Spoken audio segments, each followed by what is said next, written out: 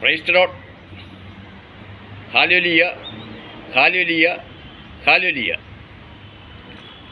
യേശു 62 message തരാൻ പോകുന്നത്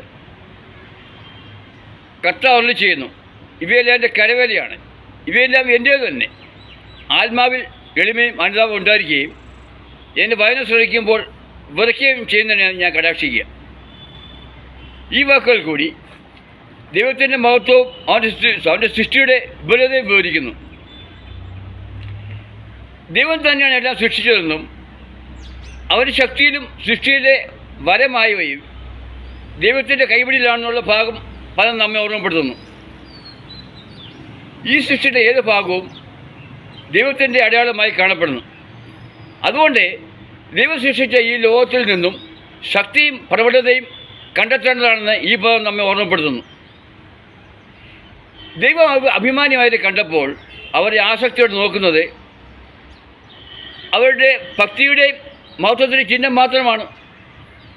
എന്നാൽ ദൈവം പ്രാധാന്യം നൽകുന്നതും ശ്രദ്ധിക്കുന്നതും ആഹ്ലാദിക്കുന്നവരെ കേവലം ഭയത്തോടെ മാത്രം കാണുന്നവരല്ല, മറിച്ച് അയാളുടെ വാക്കുകൾ കേട്ടുകൊണ്ട് ഭയഭക്തിയോടെ ആയിത്തീരുന്നത് അവരുടെ സൃഷ്ടിയെ മനസ്സിലാക്കാൻ ശ്രമിക്കുന്നവരാണെന്ന് ഈ പദം പറയുന്നു. ഈ പദം നമുക്ക് പ്രചോദനം നൽകുന്നു. കാരണം ദൈവത്തിൻ്റെ മഹത്വം ആദരവായി വരണമെന്നും ആത്മ സംസ്ഥീകരണത്തിനും വഴിയൊരുക്കണമെന്നും ദൈവത്തെ അറിയാൻ അവൻ്റെ വാക്കുകൾ കേട്ടുകൊണ്ട് ആഹ്ലാദത്തോടെ ജീവിക്കാൻ നമുക്ക് പ്രചോദനം നൽകുന്ന പദം ഇതാണ്. അതിനാൽ ദൈവത്തിൻ്റെ സൃഷ്ടിയുടെ മഹത്വവും അവൻ്റെ വാക്കുകളുടെ ഭാവമുയർത്തലും നമുക്ക് മനസ്സിലാക്കാനും നടപ്പിലാക്കാനും പ്രേരിപ്പിക്കുന്നു.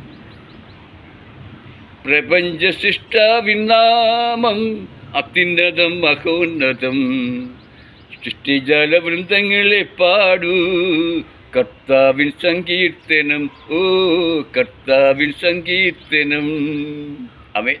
ദൈവം അനുഗ്രഹിക്കട്ടെ. ആമേൻ, ആമേൻ.